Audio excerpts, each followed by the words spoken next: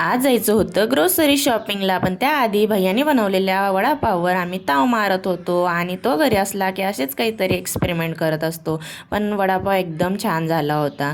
त्यानंतर गेलो होतो सुपर शॉपीला आणि सुपर शॉपीमधनंच आम्ही दरवेळेस जो आहे तो किराणा भरत असतो आणि एकदम छान इथे भेटतो आणि ऑफर्स पण भरपूर असतात.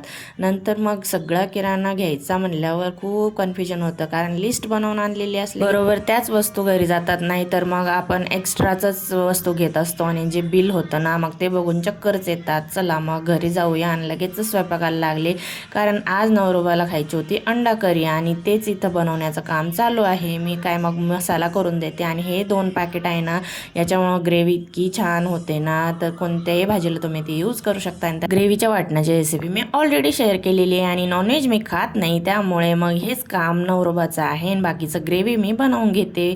झालं, मग असा संपला आजचा दिवस.